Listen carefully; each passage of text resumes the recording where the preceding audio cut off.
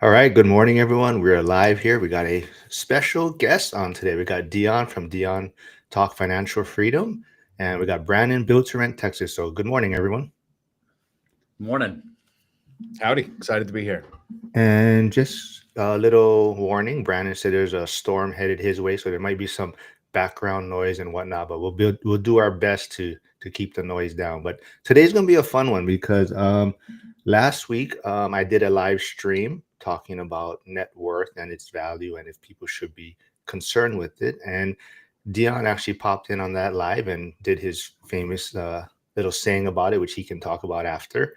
And then Brandon messaged me later saying, "Oh, Dion, I have a different view on that." So I said, "Oh, we should have a fun debate on it." So yeah, Dion, maybe you can start and talk about how you like to explain or talk about net worth. So, a lot of people get hung up on net worth and they use it as a metric to judge success or failure. And I think it leads to failure if you use it as the metric to decide if you've been successful or not. Zuber from One Rental at a Time talks often about a friend of his who had a net worth in the whatever, how many digits, 10 millions is, and lost it all during a crash or a recession during the 2008 fun times that happened. So the person was probably looking at their net worth and thinking, based on my net worth, here's my level of risk that I can take.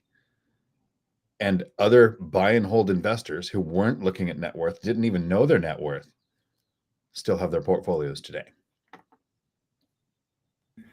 All right, Brandon, do you want to kind of give your breakdown and thought on net worth? Sure. I mean, my breakdown is a little different. So we'll try to create, because you've been ginning up this controversy. I'm going to try my best. But I would say the discussion of what should you focus on, cash flow or net worth, I don't accept the premise. I don't accept it has to be either or. I believe you can focus on both at the same time. I agree that cash flow is the first in protection of assets, but I think you can focus on both at the same time. And I know from my banking background and all my financial background, we do look at personal financial statements. We it is a consideration, and some people get denials because of their personal financial statement and net worth. They're too highly leveraged and very illiquid. So I say the difference is I believe you can focus on both. So here's a question for you, Brandon. Uh, for simple terms, for anybody watching, understanding the debate is net worth an important metric or is cash flow an important metric? I mean, they both can be important, especially if you're going for a DSCR loan. Net worth can be a part of the determining factor whether you can get the loan or not. So I get it that there are times where it matters. But as far as a judgment of success or failure, for the people watching, how do you calculate net worth?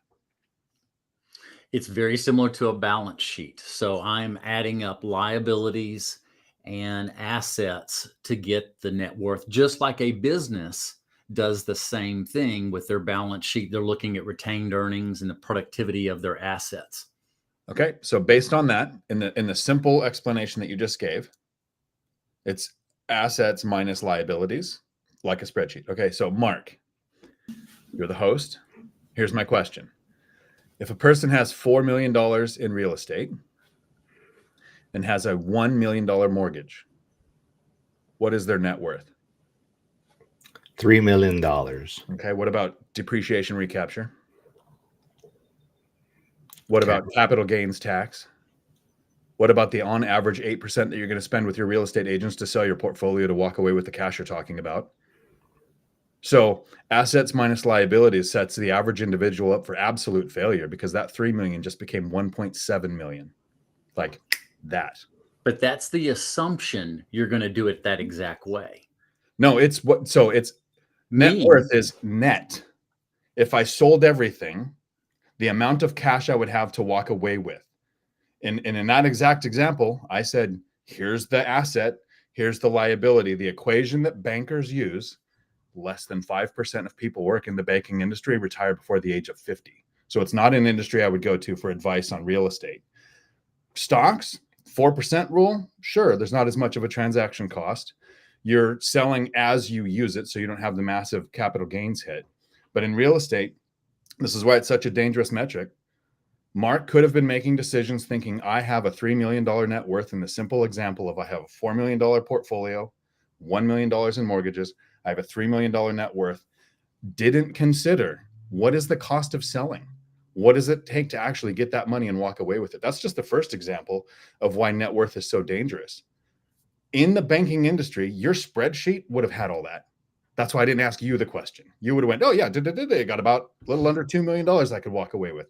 But Mark, a person with rentals, a person with content creation, a person interacting with multiple multimillionaires, did assets minus liabilities, like the tens of thousands of people who could see this video in Futureland would have walked away going, I have $3 million. 4% rule, that gives me about $120,000 a year to live on. That's awesome. I'm out of here. And boom, it's really about 80,000 a year.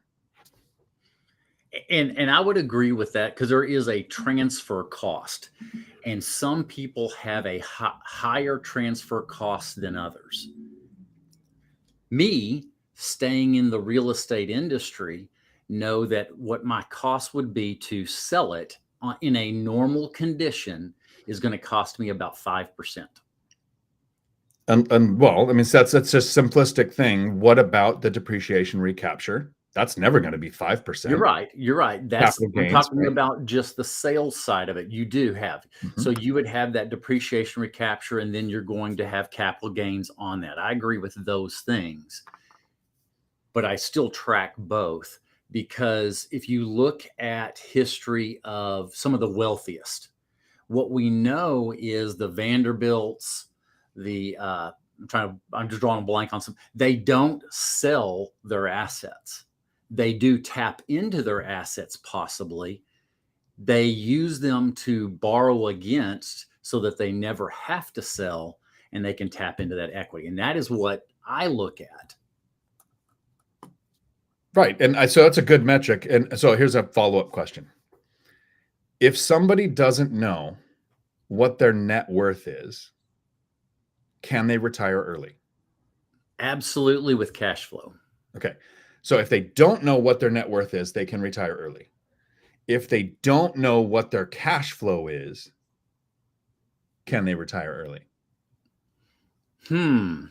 Probably not. But Okay, I would say, go ahead. Cash flow is a foundational skill, I believe.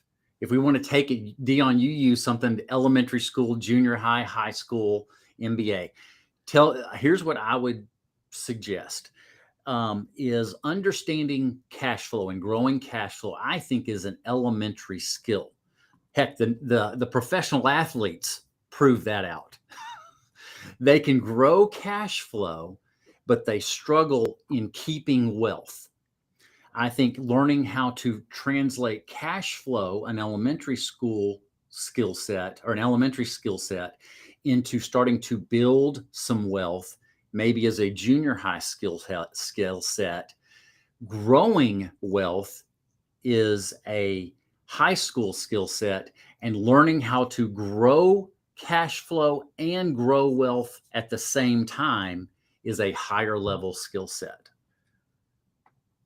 So I have a favor to ask, Brandon. In the future, and in a way to help grow your channel that we're getting links to in the chat, because I'd like to help you with that. I would love it if you'd come on my channel, because I do have a couple of videos called the Real Estate Investing Education Timeline. I associate it with the K through 12. Yes. But this is, I can ask you a question and know where you're at. I would love for you to come on and take that last couple of minutes that you just did, and do a video, like the financial education timeline, so that you can, because that's not my wheelhouse. You just did it way more eloquently than I could. I'd love it if you just come on and go, when you're in kindergarten, here's how you look at money. When you get to elementary school, and just break it down. We'll do like a 10, 15-minute video. That was awesome. Sure. And I look at who I admire the most, and we all talk about him, as Ken McElroy. I think he is a master at this golden skill set of seeing seeing it where he can maximize cash flow and maximize wealth building and equity accumulation at the same time. I look at him and he has mastered that skill set. So a follow-up question here, because this is the biggest flaw. Because I love Ken McElroy too. So everybody should be watching Ken McElroy's channel. He gets on there. He's the big syndication real estate guy, 10,000 units. And then his wife, Danielle, is on there with 3 paid off rentals. Might have 4 now, but it's a blend of information for the small and mighty versus the bigger investor. Mark, who do you think has had a bigger net worth, me or Nicolas Cage? Nicolas Cage. Okay. Here's why he's broke and said in interviews, I've had to work because I need the money. He's had a massive net worth. Net worth doesn't consider spending habits. Right. Whereas cash flow tells you, here's the money going out, here's the money coming in. If it's positive, great. If it's negative, I need to take action. And once something's measured, it can be improved. When you measure net worth, you have no idea if you're bleeding cash. You have no idea if money's growing or shrinking. So if you're tracking your net worth, there's more investors who diversify than the way I do things. I was up until a month ago 100% invested in one asset class, like all real estate, no stocks, no crypto, anything, right? So some people's net worth might be tied up in things like a business they're running or stocks, which can and have had a 30% reduction in value in a 24-hour period. So if somebody is making a decision and hasn't done the study or the research to build their buckets of this is my 4 years of cash, this is my 3 years of, all the research it takes to do that, the decisions we make based on cash flow determine whether we're going to have to go back to work or not. And the decisions we make with net worth can blow up in our face with things that are outside of our control. And I've shared my background has been in finance and real estate for 30 years. I was the one that did the analysis on everybody's company. So I do naturally think of my personal financial statement and my cash flow. I think of myself and my family as a small company. And so I analyze that way. When you analyze a company, actually one of the very most important statements is the statement of cash flow, which for us as individuals is our income and expenses. That is our statement of cash flow. So it's both. That's why I say I think we just have a little wrinkle on this. I do analyze my portfolio, all of my money. I do a statement of cash flow and say how much percentage am I saving over and above my expenses. So I'm making sure of that. And I'm looking at, I say our whole financial condition has 4 parts. Let me go through those. It is income and cash flow. I put that as number 1 because I agree with you. Nicolas Cage is negative cash flow. Nothing else. He needs to focus on that alone. He's got to get that solved. So that's the first one. Me and my background, I look at the personal financial statement and from a banking standpoint. Now, granted, I only stayed in banking to learn it because I knew I was going to do something afterwards. So I was one of those, I did it for 6 years and said, I'm learning how the wealthy make their money so that I can go apply it myself. Number 2 is cash position. And I say best practices to keep 10% in a cash or cash equivalents. The third is your investments, but then you're looking at leverage. Less leverage, a balance sheet shows stability and liquidity. The cash or the income shows your cash flow. So you want both. And that's why I say I focus on both. When I'm buying, I do the build to rent model. I'm looking at it saying, how can I create forced equity, which magnifies my net worth and have tremendous cash flow? I've got a video that it's coming out tomorrow. My cash on cash return is 14%. And I guarantee you that's probably in a lot of realms, that's pretty good. But then I built a lot of equity. This one had 23% equity over and above the build costs. I am looking at both, and I agree with you. We have to teach people the foundational skill that cash flow is king. That is the first and foremost thing. But then you go into how can I begin to build out both so that I can access that equity. And I'm thinking you and I are similar age. I'm 53. I'm assuming you're close to that. I turned 55 in like, I don't know, 3 days, 2 days. Gotcha. Oh, I'm the young buck up here. I'm looking at it in the future, maybe in my 60s, I might want to push forward that cash flow, tapping into some of that wealth, or having the flexibility. Maybe I'm buying some more. I will look at that and see what's the best thing. Because I've told my children, they ask me the question, how many properties do we own? And I sit there and I pause and I say, we don't own anything. Your mom and I do. When you get them later in life, when we've passed away, they're going to be leveraged for our benefit. But that's just what I'd look at. I want to grow that wealth. And I agree that 50-60% is where optimal I want to be when I'm fully retired here in the next couple of years. So that's just my thoughts on it. Okay. And so in the debate for the average person on whether net worth or cash flow is what matters, I'm going to take something of the things that you just talked about. The first one is you made a sports ball reference. At least that's how I look at it. I forget who it was because I'm not a sports ball guy, which I did find on sports attire in Europe. It actually says for the sports ball fan. The basketball player said, "We're not rich, I'm rich," to his kids. That's like a quote I've used many times. Mm-hmm. But you said you want to run it like a business. And I believe most things we can run like a business. Businesses tend to have the ability to take emotion out of the decision-making process a lot easier than people do. Sarah agrees with you. She says she runs her family like a business. I totally get it. So Mark, I'm going to put you in the spotlight again. You have, last time I checked, 14 rentals. What is it at now? Mine at 13 now. I turned mine into a rental, my primary. Okay. And so you have rentals, which technically is a business. Would you say that you run your life like a business too? Kind of like you look at the income and the cash flow and net worth and the way a business would? Yes. Okay. Explain to me what a zero-based budget is. I can't explain that off the top of my head. Tell me what a burn rate is. Basically, how much cash or money you're using up monthly, if you want to look at it monthly or on a daily basis for your expenses or running your operation. Okay, good. That was fairly close. It's the burn rate is the static charges, the constantly recurring fees that don't change when you change things like take a vacation or hire or fire or anything like that. So that was good. Most people aren't Brennan, haven't been in the industry and reviewed businesses. So making a decision saying I run my family like a business when they haven't run a business is great for the people who have run a business. And I was demoted down to the president of a company and ran it for about a decade and had to go through way more training to know how to run a business than to be a Marine or to be a cop or to be a truck driver and take 105,500 pounds of hazmat down the freeway. That took like 4 weeks of training.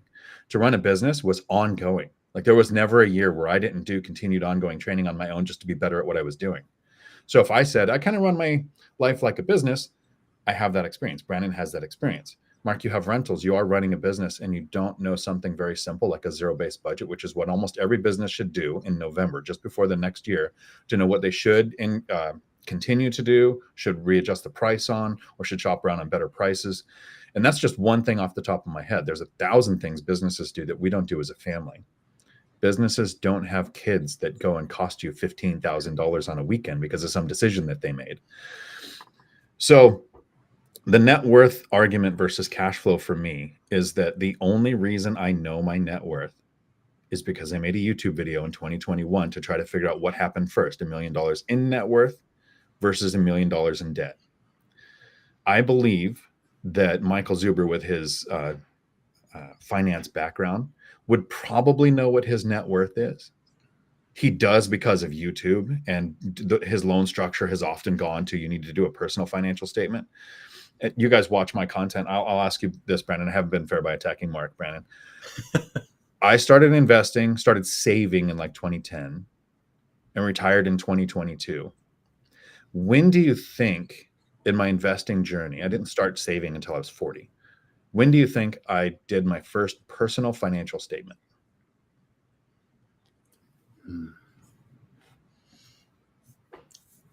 Might be just in the last 2 or 3 years.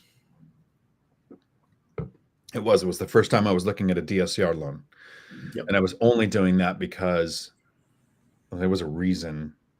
It was going to be over 4 units. I was going to do a DSCR loan on like an 8-unit property, and I wanted fixed rate debt.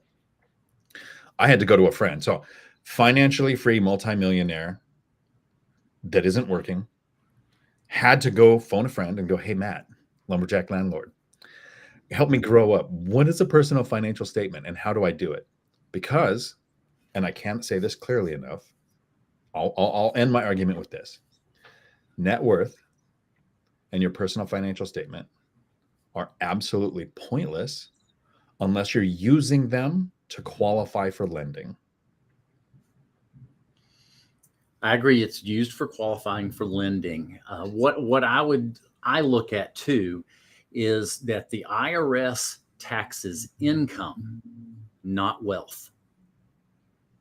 So what I'm focusing on is both, because I know later in life I don't plan to sell these. If I do sell them, it'll be a 1031 exchange to maybe improve my cash flow so that I can access that wealth. You probably heard the BBD, buy, borrow, die. I plan to do that later in life to push forward that cash flow and of course still keep it in a healthy cash flow category. So I'm looking at doing that because I want my income tax. If we leave it, let's just say, let's leave it where it is. Let's leave the loan where it is. And we know rents will go up over time, the math of time. At some point, it's going to exceed the depreciation. And now we're going to begin to to pay taxes on it. Now I'm going to try my best to explain something I think of, and this just comes from my financial training, is present value of future cash flows. I run those calculations and I say, okay, when does it change when I know I'm paying, let's just say 15% in income tax, and I choose a metric of 8%, there's a point where it's better to push forward that cash flow. I've got the loan and all those deductions that now minimizes my taxes on that cash flow. These are the things my brain works with all the time just because of my training. I know I'm a freak. My own family says that. I think I read a book on math calculations. I have a book out there called 50 Real Estate Math Calculations. I read that book. That's just the weird person I am. Okay, so we've met in person, right? Yes. And I wish I wasn't sick when we met and we could have spent more time talking. So I would like to see you in the future. So everything I've done in this video so far was me trying to help the viewer. The next few minutes, I'm going to try to take a moment and help you. So I didn't realize it until I was about 40, but I really love teaching. Right? I ran a martial arts studio. I'm a defensive tactics instructor for several different law enforcement departments around here. And I ran a CDL school. I started as an instructor. I preferred being in the truck, but apparently I'm pretty decent at talking to people. So I got demoted into a management role. It's very hard to remember what it's like to not know something. You're right. When I start teaching defensive tactics, do I go right into the exact amount of force and the angles used to break a human neck? Or when I start teaching a semi, do I say, here's the driver's seat, let's get on the freeway? The way you're looking at finances, it sounds to me like you're saying, here's all of the information I have and here's how I process it. Let me share this with people so that they can understand it. Instead of thinking, I have a YouTube channel where about 60% of the people who have watched my content don't own a rental yet. The majority of them have between 1 and 5. And for some reason, there are some people with hundreds of units that watch my content. And I don't understand. I should be watching what they do, right? And learning from them. So I don't go into the high-end end game rental theories. I try to say, when you're starting out, here's what you focus on. Learn how to save, increase your income, decrease your expenses. There's more possibilities of increasing your income than there is to decrease your expenses. So what can we do for that? You have a credit score you should probably start paying attention to. I don't think you should make a decision on what your strategy is until you talk with a lender and find out what your options are. And I walk them through these baby steps. A lot of people who make content are talking about, here's how I gather funds for a syndication. It's fun. It's a great video. It's interesting to watch, but is there anything actionable in there? So if we are talking to a new investor and we explain, here's your net worth, and I'll just ask Mark, how do you calculate an internal rate of return? I don't know. Okay, so you don't need that yet, because I didn't know how to do that until I was already financially free and retired. But it is a method that you can go, this asset isn't performing as well 2 years from now as if I were to sell it and redeploy the capital somewhere else. You can make high-end decisions with that. So Brandon, it's not that you're right or wrong. Net worth has value. It's the target audience. Who are we talking to? If you have that business owner with 40 years of experience that's thinking up, okay, how do I wrap this up? Is it a trust for my kids? Do I find a broker and sell my business? Yeah, it's all high-end stuff that your decades of research is going to pay off on.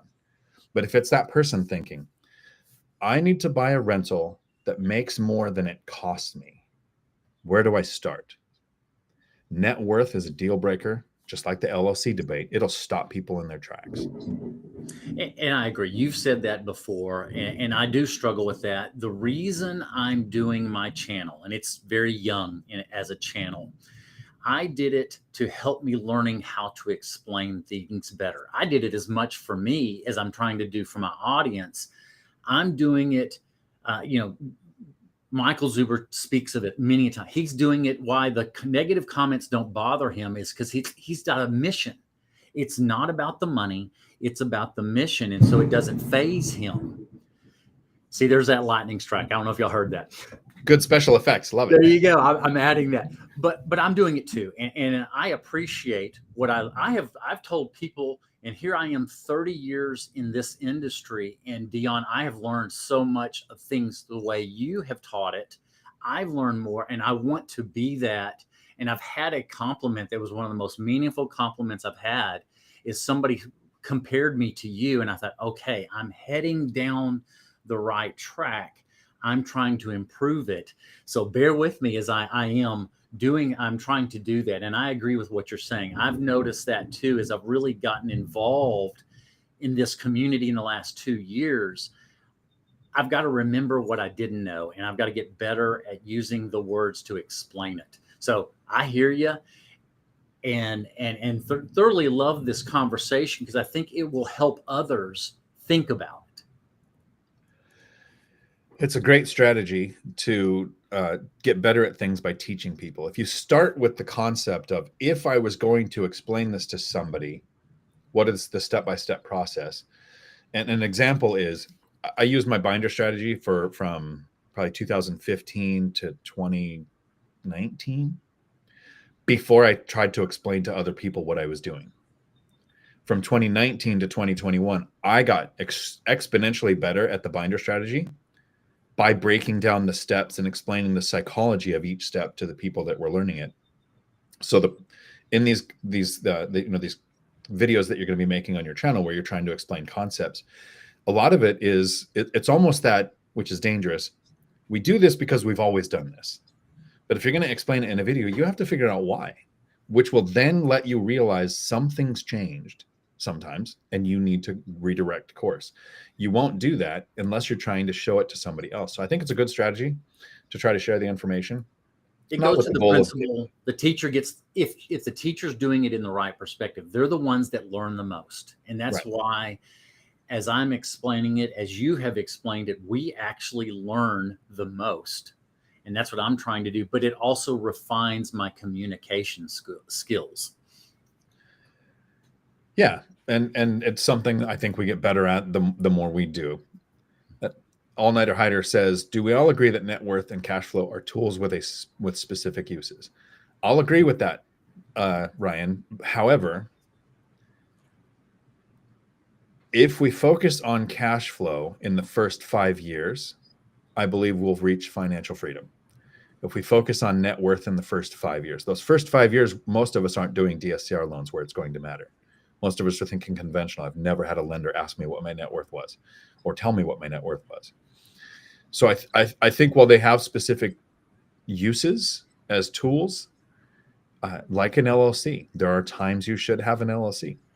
I think focusing on it too early for the wrong reasons can stop people from investing. So that's why I think it's something to be careful with.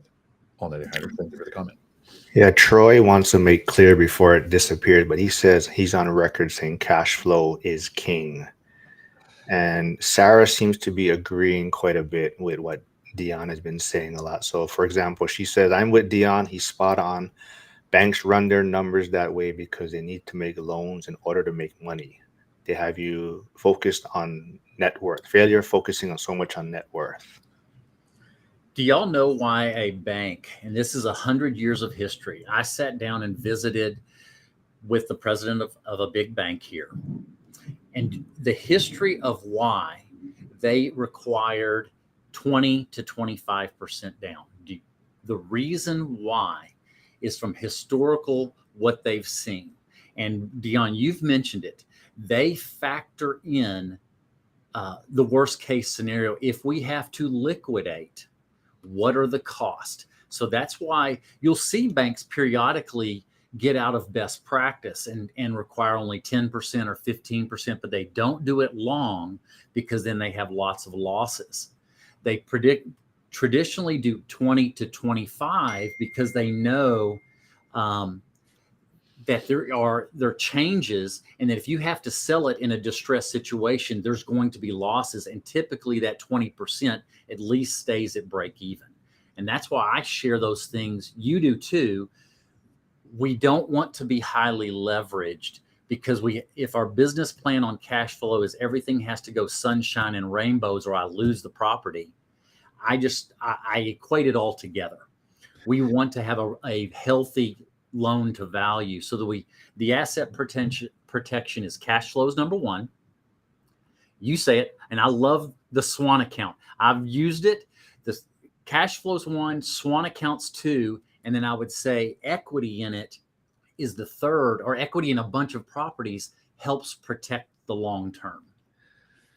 Yeah, there's a few factors when lenders are looking at making those decisions, and the one that is the most tangible is if we have to exit this, how do we not lose funds? That's the main reason for the 20 to 25%, and with DSCR sometimes 30 or 35%. And so from the lending side, that's what they're going to see. But banks also have the non-bean counters that go, there's emotions involved. We want the person investing in this property to have what's called skin in the game. Yes. Then they also look at the success rate and they say, we want to make sure that the skin in the game coming from the investor is from the investor. That's why banks don't want borrow 80% from the bank and borrow 20% from somebody else, so you have zero money in the thing. The bank can still exit without losing money because they have 20%, but you're more likely to default on something you don't have any money in. So that historical data is used. And then if we really want to confuse everybody, we can go into fractional lending and we can say, here's why it doesn't seem like they actually have to have 20% to get out of a property and not lose money. The thing that I think to take away for the new investor, that person that's starting, is to understand why the bank wants to lend you money in the first place. Because most of us grow up thinking, I'm going to put money in the bank and save it. So the bank wants my money. Like that's the education timeline, kindergarten version of the bank wants my money. Your money in a bank goes on the liability column. They're paying you an interest rate. They've got to store. It's expensive for the bank to have money. So they're in the business of lending it out. We just have to learn the game of how do I become bankable? And that comes down to that savings to have reserves, your credit score, understanding how much of a down payment you're going to need or where that down payment can come from. And that those starting lessons are a lot different than the finishing lessons, where I have less than 10 conventional loans in my name. So no kidding. I want my lenders to kind of hate my guts. I shop rates every time. I shop. It's rate and terms every time. People like the lumberjack landlord. has a close relationship with his lender, and they've built loan products for his portfolio. It's a very different situation. So what stage of your investing are you in? Like Chester says, is we have tools for the right strategy at the right time. You're right. You're right. You know, I was thinking of a scenario, and this comes from my, recent, talking to bankers. They had someone that had a hard money lender. It was cash flowing. Then something changed in the rate and the condition of it. And because they were leveraged so high, they lost all of it. They didn't have a path out to get some other lender to do it. So, that's what I think of all those things. And that's just my natural conservative banking background. I look at every purchase I make. I want to make sure it cash flows as it's at its highest amount that makes sense. And I also want to have good equity so that if my scenario doesn't happen, I can get out of it and not lose other properties. That's just how I think. So I'll explain how I think on a very similar situation, and how I further reiterate the lack of value in net worth, just for the purpose of this debate. Right. When I was growing my portfolio, I was tracking cash flow to know when I can make decisions. But I was also tracking not net worth, but loan to value ratio of my portfolio. Sometimes Yep. specific properties, but in generally the whole portfolio.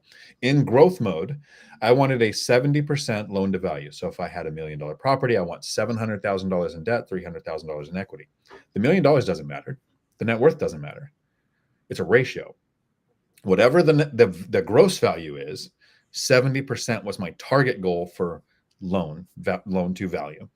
When I retired and I no longer have the confidence that comes from that drug that kills our dreams, the paycheck, I wanted a better, in my favor, loan to value ratio of 50%. And I've overshot it. I'm down around like 30% or something. So I'm probably going to just be adding debt without an actual intent to acquire properties. I want 50% loan to value because I want that levered appreciation, levered depreciation, the benefits that comes from having, a bank in first position, not to in any way impact or even know what it does to my net worth, but what does it do to my loan to value, which gives me that confidence to stay retired. And of course, while making those decisions, I will look at my cash flow, because Michael Zuber's done it. He bought a property on Norris Drive, his first one. He ran out of money and he thought, okay, I'm going to do a cash out refinance or take out a HELOC or whatever he did. And he turned it into an alligator where it lost money to buy 2 more properties. Aggregate, great decision. In his mind, he created an alligator. He doesn't want to do that. So I will look at cash flow. I'll look at loan to value. So I actually have 2 major metrics that I'll look at. And I will only know my net worth if I make a YouTube video or if I go for a loan product that needs it. And I would say I agree with you. I look at that. I spend, and y'all are gonna just understand where I do my personal financial statement twice a year, down to as close as possible accurate. If I've thought of a property that I think has gone down in value, I will put it on there. And I track loan to value. Today, right at this moment, I'm at 61.3% loan to value. But I focus on it so that it expands. And what you're saying is you focus on your loan to value. Well, that affects your net worth, which also gives you options. There's a Uh, question mark from Paired if you want to get that out of the chat. yeah. So, Brandon, I don't know if you want to answer this. This is Clay, I believe, tuning in from your channel. Are you able to get 30-year fixed rate financing in the name of an LLC, or are these in your personal name? For loans made to an LLC, I'm only able to get 5-year maturity, 20-year amortization. Yes, I just finished one roughly 30 days ago with a lender that was at the ORAD event in February. They require them all to be in an LLC. That is their requirement. I'm not certain, Dion, you might have more experience on DSCR. Maybe some don't require them to be in an LLC. This one does, and locked in a 30-year in the fives, a 5.3 to be exact, 30 years fixed on this property. I have some in my personal name too. So the idea with lenders is there's two things to consider when you're thinking of lenders. First is they're not all made the same. And the second is the lender itself is not made the same. Anytime a lender tells you something, check again in 2 weeks. They have orders from on high on this is what our rates are, this is what our terms are, this is what we can offer, this is the loan product we want you to push the hardest because we have the best return on it. We'll never get the data on why they pushed something. I've seen both LLCs do 30-year fixed rate and non-LLCs do 30-year fixed rate. And I've seen lenders at different times say neither were offered. My first question for Clay is, what country are you in? Right. So if there's somebody watching and most of us are in the US, not all of us, 30-year fixed rate debt is fairly common. Like even up to Velocity Home Mortgage goes up to $30 million in value. Convoy Home Loans goes up to sometimes 8, sometimes 10 unit for 30-year fixed rate debt in your name or in an LLC. They have different options. In most countries, 30-year fixed rate debt is unheard of. They're so, I want to say brainwashed, but they're so used to that they'll say, oh no, we don't have 30-year fixed rate debt. We have 5-year fixed rate debt. That's not fixed rate debt. It's adjustable in 5 years. They're looking at it kind of backwards. When they hear that in the US, you can get a loan for 30 years at 3% interest in 2020, and then interest rates can triple, and it has zero impact on your owned existing asset. It's unheard of in so many countries. So the LLC thing, I would shop lenders. For me, I've always checked with at least 3, and I don't just go to 3 lenders. I go to 3 different types of lenders. I start with a large bank, Wells Fargo, Chase, one of the big 3, Bank of America, because they have the strictest criteria. So if you qualify for them, most of the other lenders are going to be able to qualify you, at least initially, without doing almost any research. They'll just say, oh, that bank approved you? Okay, we can work with you. And then try to get them to beat the rates or terms from the bank, and then go back to the bank and give them an opportunity to keep the business. But the other lenders are, so, brokers, the Convoy, Velocity, Guild, Fairway, one of those. And then for a while I was trying credit unions, but in Washington State I had bad luck with those. So try different ones because they will have different metric on whether they're watching the 10-year or they're watching QE or QT. This lender was lending 1, and their metric was based off the 5-year treasury. And I will say, focusing on loan to value like you and I do, I get better terms, better rate, lending 1, and I think some other DSCRs. If you're at a 75 or 80% loan to value, your rate is a little higher. It gets lower at 70, and it gets lower at 60 and below. So I maximized my term and option to create even more cash flow, because this property was at 60% loan to value, and I got its very best rate that they could offer. So I do focus on that, and I think others should focus on those options for the future, is getting that loan to value down. If they're going to restructure the loan, they typically get better terms, the better loan to value they have. All right, I kind of want to move on to Cody's question here. Cody says, I've been hit hard on cash flow over the last 5 years. Something seems to pop up every month, but net worth has exploded in the same 5 years. How do we get both of those to align upward? If you want to go first, Brandon, I have a canned response to this one, but go ahead. I'll let you go first because I'm not certain exactly how I'll respond. Okay. Because this is a very good question and it comes up very often. And some of it comes from watching the wrong content creators. Because I'm going to say this very slowly. So if anybody wants to take a note, this is the sentence that you should use to answer this question every time. Expenses like repairs and maintenance and vacancy do not impact cash flow. I know that there are some people who go, oh, it takes money out of my pocket. It's impacting my cash flow. No. When we calculate the numbers on a rental property, the equation that most even the content creators who talk about their expenses hitting their cash flow will say this: annual profit divided by cost to acquire gets you your cash on cash return. And in that equation, your annual profit is all the money that comes in, right? So this is like a cash flow statement, is all the money that comes in from everything. So rents, pet fees, parking, laundry, whatever you're charging for, the money that comes in minus expenses, which is principal, interest, taxes, and insurance, and future expenses, repairs, maintenance, and vacancy. The more expensive the market you're in, the smaller the percentage might be. The cheaper the market, the bigger percentage you should do. I'm in a fairly high cost of living area, so I set aside 15% of gross rents. So there's a little over $35,000 coming in. I set aside $5,150 a month into an account that is for future repairs, maintenance, and expenses. That's a little over $60,000 a year, and my most expensive year was about $38,000. So I've never actually covered in an eviction. I haven't had eviction. What did I have? A roof, a garage door, any expenses that came up never came close to that. So if expenses increase and your cash flow goes down, you're making one of two mistakes. One, you didn't calculate enough money set aside for future expenses. Or two, and this is the mistake that people make that costs them their property, you're not raising the rents. Even Graham Stephan lost properties because he didn't raise the rents. And I'm in a lot of groups, and there are people who go, I don't want to raise the rents and lose a good tenant.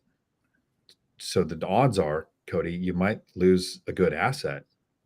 Are you doing a consistent rent study? And yeah, some years they'll flatline. What's BAH doing? Basic allowance for housing for military. What's Section 8 paying? What are your comps that you're finding? What value adds can you do to your property? Because yeah, insurance has tripled for me.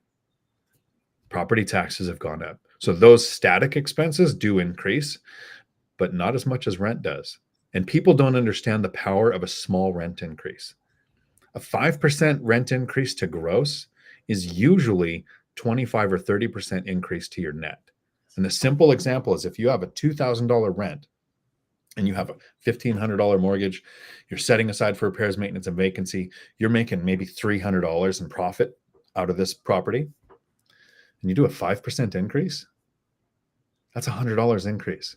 That's not $100 increase that covers, your expenses or anything. It's a $100 increase from what rent you were getting. So now instead of 300, you're getting 400 in profit. So as expenses increase, don't fall into the trap of that's a good tenant. They pay their rent on time. I haven't done any improvements, so why should I raise the rent? Calculate for future expenses in your metric so that expenses don't hit that. And make sure you're staying on top of your rents. It doesn't have to increase every year, but it does have to increase with what is happening with area average rents. And it's very rare for rents to go down, right? I mean, Mark, I don't know if you can share screens or whatever, but you can just Google historical rents since 1940. Rents have never once market-wide gone down ever. Not even in 2009. Rents went up in 2009 and 10 because there was more demand because people were losing their houses and becoming renters. So hopefully that helps. What I've done now, mine are all new construction I am not even at 4 years in. July will be my fourth year. So mine are all new. And so what I start out at in saving for vacancy, capital expenditures, any of those things, I start out at 7. And then every other year I raise it by 1%. Because the first year I'm still getting builder warranty. So I don't have anything. But I'm raising it by 1% so that, because typically on new construction, your repairs don't typically start till about 8 years in as far as any long-term maintenance stuff. So by that time I'm already up in 10, 12%. I've built up a big reserve. I front loaded building up that reserve because I don't have much expense. But I do say just recently, I decided to do, if you want to call it a capital improvement, I didn't have a fence on one of my properties. And I was telling everybody, trying to explain to them, I said, I'm not paying for this fence. I didn't pay for it. My renters did, because I took it out of my Swan account, stroked that check for $3,500. It didn't faze me a bit. We manage about 250 doors for a bunch of other owners, and I watch them and how they operate. Some of them, they get in panic mode when there's expenses, and that's telling me they're living out of that income of the rent, and they're not saving back for the expenses that are going to happen. When I had to buy, I had one of the I have enough dishwashers. One of them went bad. I didn't pay for that dishwasher. My renter did, because I'm saving for that. And same thing with the expenses. Typical expenses, if you include those, is about 30% over and above the mortgage. So if you're raising it by 100, it equates to that 30%. So it's like a 3 times magnified effect that goes to the bottom line in cash flow. I agree with that, because I look at those ratios and see the differences. And I'm like you, I believe in every other year raising it.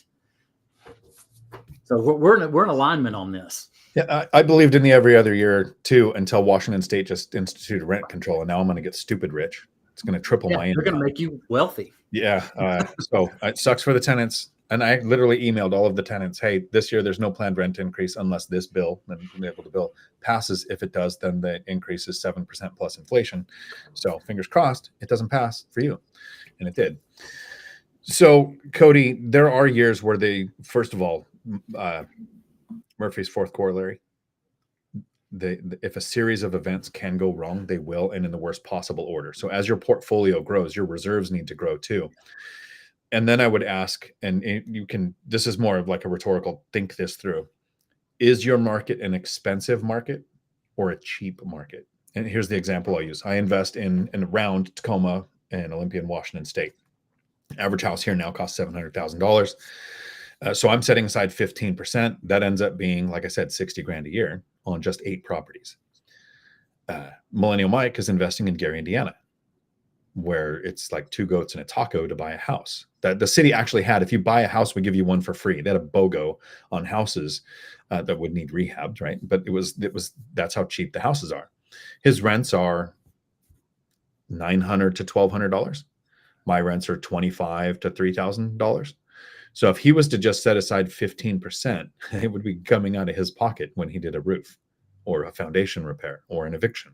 Those costs are almost the same. Maybe his evictions are about half as much, but a roof is, the materials, they're nationwide materials. It's not like it's cheaper there than it is here. So he has to set aside 20 or 25% in order to have the it's not reserves, but it's the cash flow that builds up. The caveat to this is, in the first year, it's always going to feel like it's coming out of your pocket. The mistake that some investors do is they think, okay, I've had that property for 5 years. I'm not going to set aside the 15% anymore. I'm going to take that and I'm going to buy the next place without having big reserves. So you have to understand that when the big expense happens, you were choosing to invest that money in the next property instead of continuing to grow your reserves. It's still coming out of that property's money that they're building up.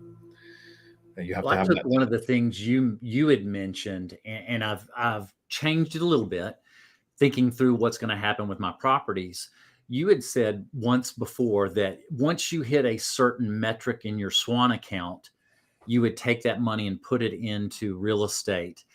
And I'm looking at that thinking, I first had a number, and then I thought, I think for this protection of my assets, I'm going to continue to let it grow. Maybe I will change over time and hit a ceiling, but I'm still in growth mode. So I want to make sure that I have plenty in those reserves.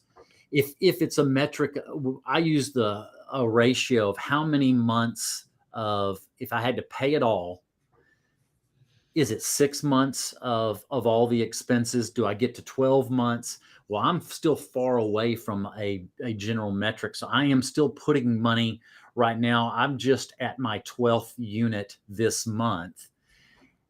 I'm going to full disclosure. I've got 30 grand in there now, and I'm adding about 1,500 a month. Now, I'll probably this summer, I might have a little bit of a vacancy. I am continuing to grow that and not going to have a ceiling, at least at this moment. I'm going to let that Swan account continue to grow. Maybe at some point I will hit a maximum, but right now I'm still growing, building that up when I'm not using it. So that's just what I'm doing. Yeah, and I believe the reserves is scaled based on the size of your portfolio. Yes. right? So if you got to the point where you had 10 properties and that was it, I don't want any more. I just want these 10. They cash flow everything I want. It's like 4 or 5 times what I have need coming in. Then at some point you might hit your reserve cap. If you're in growth mode, I think it scales as your growth does. There's a question here on taxes in Washington State. I'll answer really quick for Sarah. So we get an assessment in the mail every 2 years on what your property's value is, but they do assess it every year in Washington State. It's just like Texas. So every time I hear people freak out, and in Texas, they look at your taxes every year. It's the same way in Washington. Some years they go down. So I also got a text message just now from Flavio. He's in the chat. He's watching, but he's in Grandview, Washington. So I know he's somewhat in your area, Dion. But he says, "Too bad we didn't have this discussion earlier." He says he lost a property. Basically, he was looking at a property's expenses, did not make sense, but he never looked into raising the rent. It was a property with tenants in place. So I'll try to do this as short as possible because I could talk for freaking hours and I don't want to do that to you. But when I was looking at retiring in 2021, 2022, I started making jokes of I'm going to retire sometime between tomorrow and 3 years from now.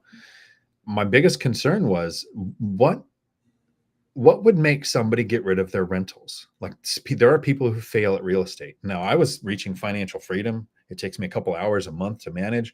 Like I'm ready for a lawsuit. I've got an attorney retained. I've got the insurances in place. Like all of the things I'm thinking I'm covering all the bases. I'd struggled to find people who used to own rentals. And I wanted to get the data. Why did they fail? What was the most common reason? And then I finally found the group of people. It was in the Choose FI group. So they're not in bigger pockets or one rental at a time, because these are people trying to grow a portfolio. The people who failed are generally not going to go back in that chat. But in Choose FI, it's mostly stock investors. Some of them used to own rentals. And so I started chatting with some of them, and I just got into the groups and reached out, and privately, so they didn't have to put their stuff out publicly. And I just get the story of what happened. And there'd be a couple of times where it was I had a death in the family, a divorce, or we moved, or whatever. But almost everybody who lost their properties, I want to say like 90% of the people I talked to, didn't raise the rent. And it was the one thing that just killed the deals over. But I kept hearing, even the people who lost the properties would say, "Oh, they were good tenants. I just didn't feel good raising the rents." I'm like, yeah, but Graham Stephan used the sentence. He said, "I would have made more money if I buried money in my backyard." We didn't raise the rent for 10 years. What do you think is going to happen? And then here's the thing that blows my mind every time I say it. Rents have never gone up, ever. We're paying the same for rent now as they did in Egypt 3000 BC. The value of our currency goes down. The rent in 1970, the value of a rental, and yeah, you can go size and distance to shopping and where your work is and everything, and place value on it.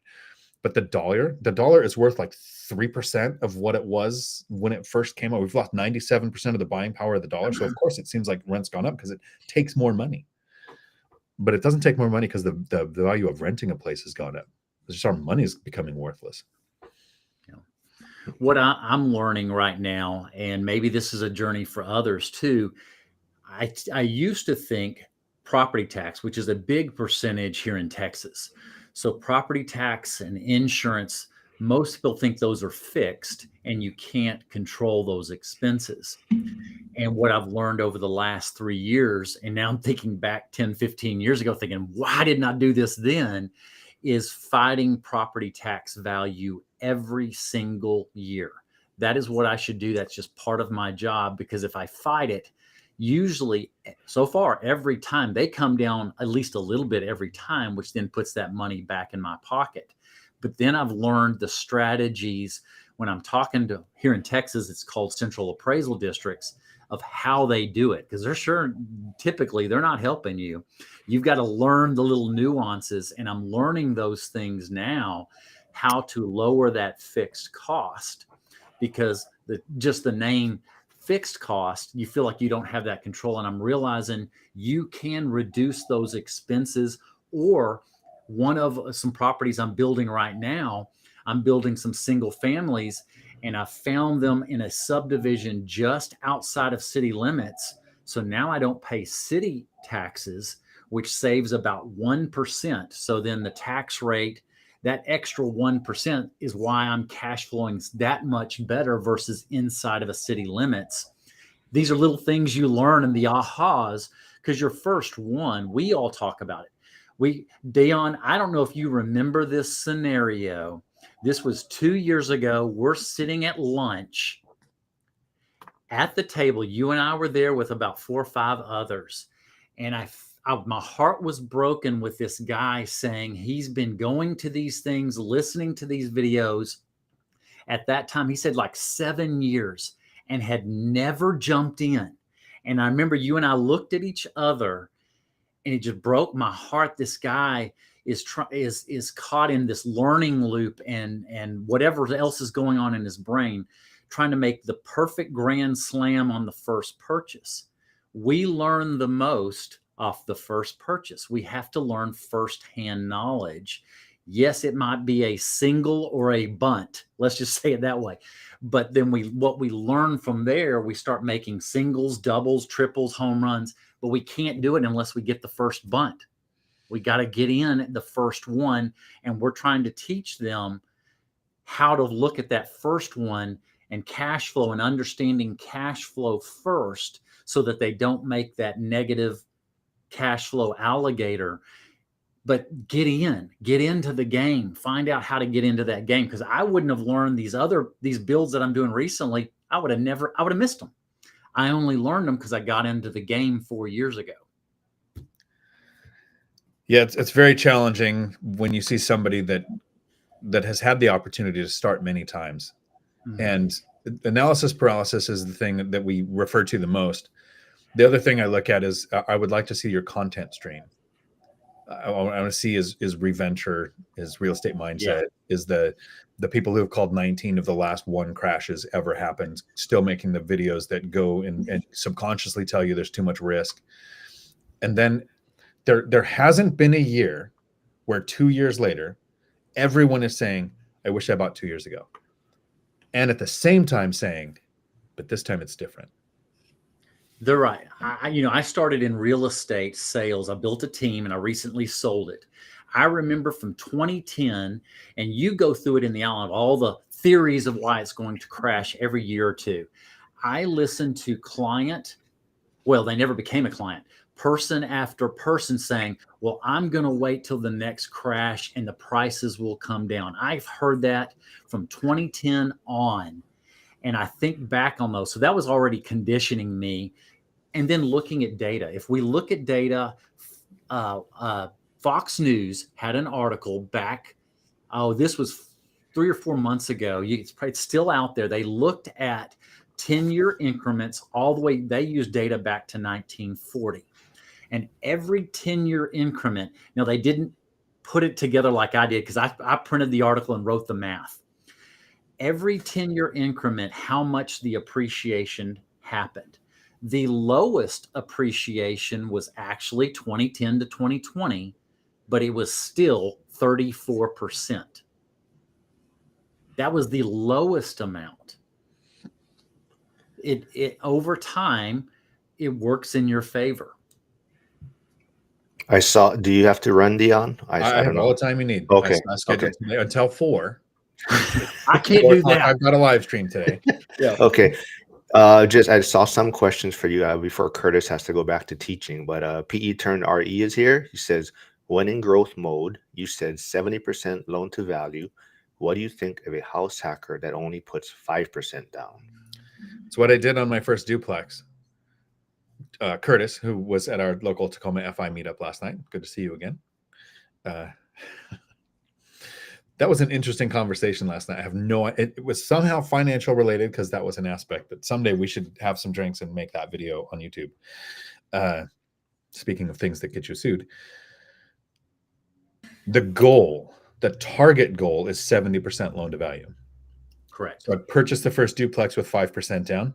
I'm not at 70% loan to value in that scenario. I saved for 2 years and bought the next duplex with a 20% down. So not only was it 20% down on the next duplex, but it was 2 years of appreciation, principal pay down on the duplex that I was in. So it's a target goal. And a lot of times the rules of thumb that people use, I want 1/3 military, 1/3 Section 8, 1/3 working or retired. And I don't believe I've ever actually hit that perfectly as a metric. It's a target goal. I want my properties at least 10 miles apart, close to several different economic drivers so that I have sources of tenants. And if a port closes or a base BRAC meeting happens and closes, or Boeing goes on strike or something, only 1 or 2 of my properties is impacted, and 2 of my properties are 7 miles apart. So these are the target goals of a strategy that makes us most likely to succeed, but don't let the pursuit of perfection stop good enough from happening. Right. Perfection's the enemy of progress. You know, Uh, oh, and you and I've talked. So when we're looking at properties, or I'm sorry, I consider it because I watch the video so much. Um, people use this 1% rule. That is something to analyze, but it's not everything. I'm looking at a property. I'm running the metrics. That is one piece of it. I'm looking at location. I'm looking at the entire situation. Am I building a single family house in a predominantly rental area? I prefer to look at it in something that's above 50% owner occupied. I'm looking at the entire thing. It's not just one single metric. You can make mistakes thinking through one metric. And you share that regularly. I'm wanting to state that too. I look at, I don't know how many numbers, but it's a lot of numbers of metric when I'm looking at a property. And ultimately, does it fit my strategy? I'm shooting for the stars, but hey, if I make it to the moon or farther, that's good too. You've got to set that goal so far out there. I'll give an example. So this is years ago, and this is where I believe what can be done. And this is why I try to think not in either or, I think in both and. So I chose to get into triathlon. So I said, and I told my wife, I said, I'm doing this. I don't want to be the best in Cleburne. I want to be one of the best in the country, or I'm not going to do this. That was my goal from day one.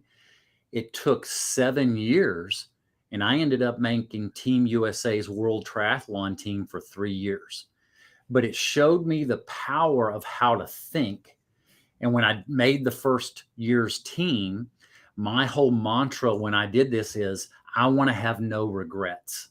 That was everything. I want to do everything I physically know how to train so that even if I don't make the team, they took the top 12. That's it. If I don't make it, I at least had no regrets. I did everything I knew how to do. I'm doing the same thing in this investment strategy and in my long-term goals. I'm trying to learn everything and have no regrets that if let's say it fails, I don't think it's going to, but if it does, I'm going to have no regrets because I've done everything in my power to know. So I am learning, but I'm also jumping in and applying at the same time. That's just what I've been trained in my mentality. all right. John Williams has a question for Dion. Shoots, I just lost it. It moved. Where did it go? Oh, That happens if to me you all the time. yeah, if you're at the 2 year mark but feel, what if they ask for more with binder? Do you do the 5% or the binder?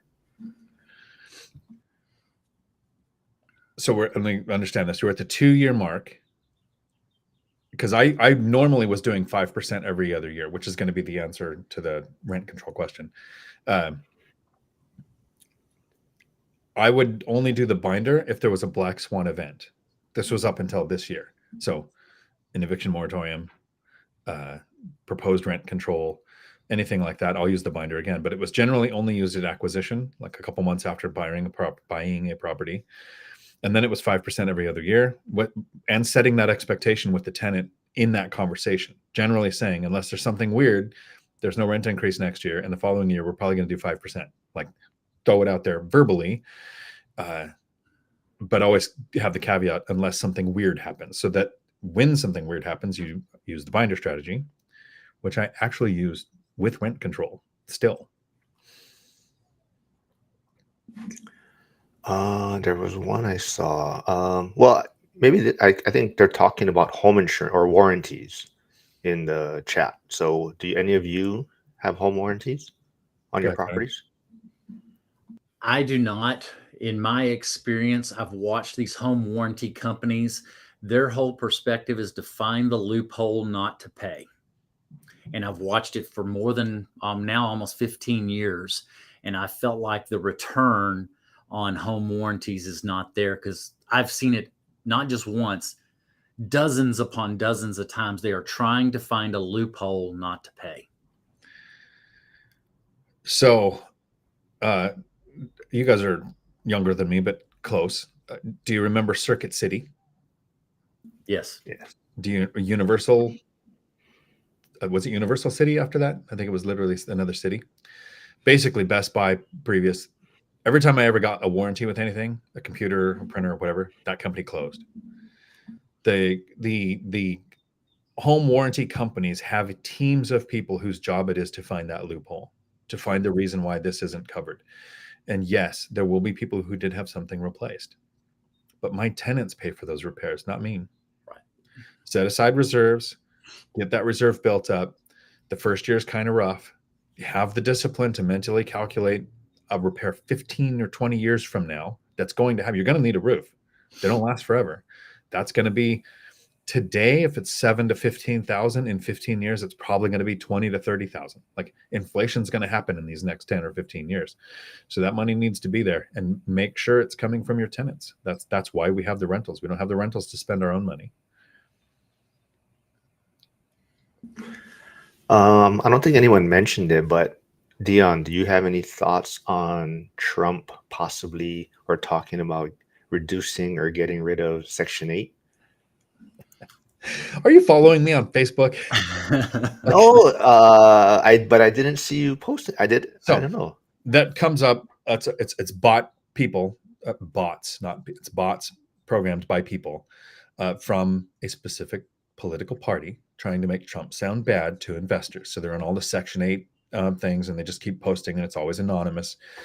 In 2000, so they're taking articles from, step away from the CNN, on how it's going to reduce it by 40%. Google it. The exact same articles came out in 2018. And it pointed out the budget proposed, which will be adjusted and amended. And nothing is talking about a reduction to Section 8. It's talking about taking 40% of the funds that are going to Section 8 and giving it to the states. So states will have more control of what they do for their housing. Tell me how the real estate billionaire is going to take funding away from something real estate related. It's FUD, fear, uncertainty, and doubt. And people want to cause an uproar and put somebody back in there that gave us 9% inflation, open bordered, and transgendered kids. So come at me with all the fear you want. Sorry not to get political on your channel, but you brought it up. I try to stay impartial on my channel because I understand both sides are right. We had this conversation last night. Literally came up as to how I can't date a conservative woman or a liberal woman because both sides have their own insanities. How we got on that subject, I don't know. Well, But I'm gonna dive in just a tiny bit, and I had to use it. I'm not going to say who with, because I think there's extremes on both sides, and I said both extremes have TDS. One has Trump derangement syndrome, and the other has Trump divinity syndrome. And so it's TDS on both sides. And what I'm trying to do is be balanced and understand what's going on in a balanced way. And also looking at where does this information come from? Do they have an agenda? I have this question I got to get to real quick. It's from Instagram. It's from MJ. He's asking, Dion, since openly talking about how much money you make a month on rentals, has there been any women that seem to think you are more handsome?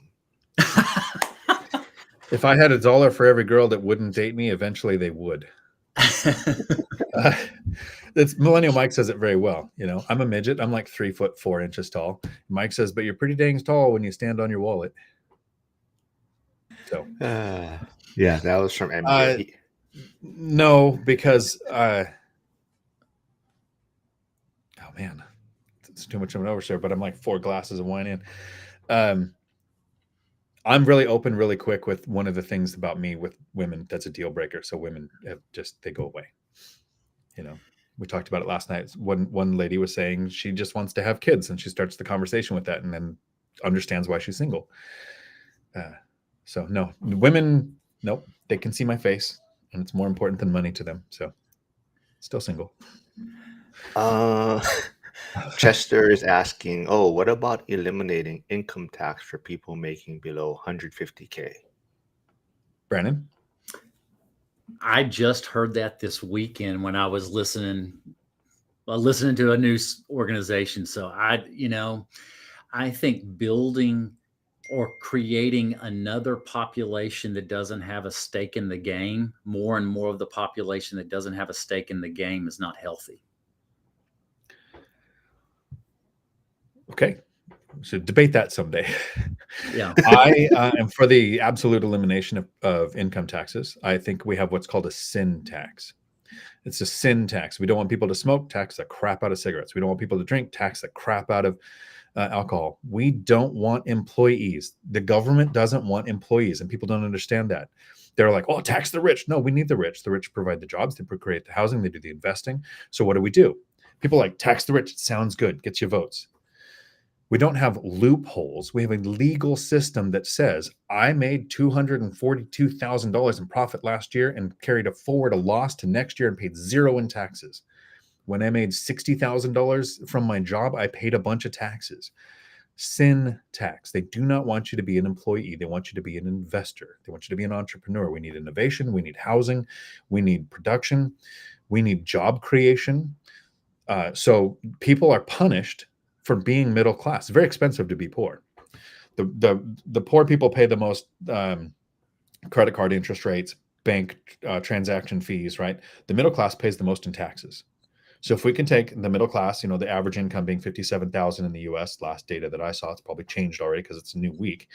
But if you take middle class up to 150,000, we somehow stop taxing them, and then we remove, because there's several things in the proposal. 150,000 or less, no taxes. Tips, no taxes. Social Security, no taxes. Those are the people that need the tax benefits. So everybody blaming the billionaires. The billionaires are using the system as intended. Let's change the system. And yeah, somebody will probably figure out a way to make it cost more. Sales tax will become 20%. So we'll have a consumption tax. So you have to watch the system to figure out how to play your money right. But I'm all for it.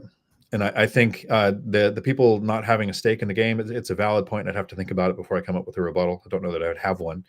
I think the stake in the game is how do we get rid of the property tax, the taxes on income of 150,000 or less? People will say, well, we replaced that with tariffs because up until early 1900s, we didn't have property tax. We didn't have income tax. Income tax. Yeah, income tax. Sorry. And well, tariffs aren't the solution to create the money, but what do tariffs do? Over the long term, they force employers to stop producing in sweatshops or slave labor factories in other countries where the regulations are less and the toxic chemicals can be put into everything, and they have to produce it in the US. And people will say, well, what about the cost of things? Well, yeah, things are going to cost more when all of a sudden US citizens start making $100,000 a year working in a warehouse making stuff. So it's a long game. The increase in expenses is going to be felt short term, but the increase in income is going to be felt long term. And so I'm all for property taxes or income taxes going away for everybody, because people complain about not taxing billionaires. Brandon, do you know Elon Musk's salary? Zero. I thought it was $1, like Zuckerberg. Maybe it is. Yeah, I think it has to be. It has to be $1, a recognizable amount, so that they don't pay income tax. Now, he did write an $11 billion tax payment, so he is paying his taxes, but it wasn't from income. It was from everything else he's doing. I think we got time for a few more before I got to get my son up for school. But Esther is here, pairing from Brandon's channel, and I know Dion met her, I think, at some Tacoma Fives, but she's asking, how about cost seg to 100%? So I know Trump is probably proposing to bring that back. So have you done any cost seg before, Brandon or Dion? I have on a couple of properties. I'm looking at it again for 2024. I'm meeting with the CPA on Thursday. So I'm looking forward to that. I'm not saying it's the right thing on every property. I'm looking at the situation and seeing what's the right for my situation. So to say everybody should do it or nobody should do it is not the correct answer. You need to look at your situation and figure out if it's the right situation for you. The other thing I know, Dion, you'll want to say something too on that. The other thing that I heard was that they're talking about raising the property tax cap. Right now it's $10,000. And I know here in Texas, the vast majority now are paying well over 10,000. And they're talking about raising it. What I heard on Saturday is possibly up to 30,000 as the cap. I wondered from the day it was put into to law, why didn't they put it as a metric off of CPI so that it grew over time? I think these hard caps create you having to readdress it all the time. Why don't they do something where they set a number and say it grows by whatever CPI or whatever that number would be? That's another thing that there's a benefit for some of us too. Imagine that IRS 121 rule if they did that with the CPI. Because right now it's exactly what it was when it came out. 250,000 if you're single, 500,000 if you're married. It would be in the millions. So here's what I like about this cost segregation to 100%, Esther, to answer your question. First, Brandon absolutely nailed it. I've never done a cost seg, don't want the impact. My situation doesn't call for it. I'm not a real estate professional. I don't have a high income W-2 that can be offset by that. So right now, cost segregation generally takes 25% of your depreciation up front, right? It pulls in those 5, 10, and 15-year depreciable asset aspects into year one. I don't want only 75% of my depreciation left going forward because I want all of my properties to perform better than my marriages, right? Until death do us part. I don't plan on selling. So I want the depreciation over the full length of the ownership of the property. What I really like about 100% cost seg is it spurs transactions. And right now what we have is a crash in transactions. There will be people who do a 100% cost segregation. This year looks great. Now they have no depreciation for the remainder of that property's ownership. So they're going to be encouraged to do a 1031 and delay until their kids inherit it and get the stepped up basis to reset those taxes and not end up paying them. And what we have is in a normal year, 2018 and 19, we were doing over 6 million transactions a year in real estate. And we've lost a third of that. We're averaging around 4 million a year right now for the last several years. We have the interest rate lock. We have a lack in inventory. We have a lack of building. We've got all kinds of factors that contribute to that. But if you have people saying, I have no depreciation left, I had a great year last year, but if I sell this, I can 1031 these gains to a new property, possibly set up another cost seg, possibly offset more from their W-2. I really like it for that aspect of it. All right, I just want to say, everyone, I put Ray's channel in the chat. So Ray just started a new channel, What Pros Do. So go check it out. He has some cool editing going on. But Ray is also tuning in from Instagram. So he says, hold up, I thought this is going to be a WWE match. They're being way too nice. I was expecting a choke. That's what I said. So I said he's going to have to rewatch the live. But everyone, if you haven't, please go subscribe to Ray's channel. We're trying to get him to 50 so he can start doing some live streams. Also, there is. Can I respond a little bit to that? Go ahead. Yeah. I told Dion, I am not a conflict person. That's what I hate. But somebody that wants to learn doesn't live in conflict. A person that's willing to hear somebody else's perspective, they can then make the decision whether they agree or disagree. But how you learn is not by living in conflict, because then your brain shuts down. So it's a discussion that we might see it a little different, but I'm listening to what a person's saying and say, maybe there's a grain of truth in there that I need to think about. So I want to stay in a learning mode. So that's just who I am. Absolutely. There is one great question from Harrison, though. I want to maybe wrap up it down. Where did it go? It was about onshore. Oh, would you both support tax incentives for onshoring manufacturing, even if those jobs use robotics? No answer, Brandon, immediately, because I've got one. Bringing jobs, and there will be some jobs, creates income for the country. It raises the boat, a little bit. So I'm open to it. I'd have to have more detail. Why are people so angry when we take away their slaves? Who will pick the cotton? Who will farm the farmlands? Bill Maher actually just said, "Why would we bring manufacturing back? Who wants to work a manufacturing job?" Yeah, fine. Robotics is great. The industry to build that isn't there. We're decades away from it. You do have more automation going on. Anything that brings jobs back to our country, I'm a uh, there's got to be a better word than a patriot because that has so many negative connotations. But I've been all around the world. I've done it in uniform and I've done it out of uniform. And I've actually been to the countries where they chant "Death to America" every morning as their pledge of allegiance. We need to put our country first. And how Mhm. many? This is, I mean, I'm quoting memes really. How many billions do we send to other countries when they have an earthquake or when they have a tsunami or when they have an invasion? Literally, Desert Storm and Desert Shield happened because one country took another country over. How many countries sent billions to the flood victims or the fire victims in Hawaii or California? Where did that money come from? We need to onshore as much as possible. And everybody says, well, we exist in a global a global economy. Sure, but it starts at home. And with that, if you're onshore, it keeps the money within the United States. If it's offshore, it is a transfer of wealth from one country to another. Yeah. Oh, okay. So I have a couple of things as well. First, Fire on Fire Investing for Instagram says we have 500K manufacturing jobs available now, and no one wants to work. So pay a livable wage, things will cost more, and people will work. The no one wants to work is I think an answer that comes from privilege. It's like people say housing is unaffordable. Housing's super cheap. They're almost free. It's just not where people want to live. I want to be in the good weather. I want to be on the coast. I want to be near my family. No. Go to Gary, Indiana, pick one of the houses that's almost falling down, give the city 5, 10, maybe $20,000, build your house back up. There's 13,000 vacant houses in just that one city.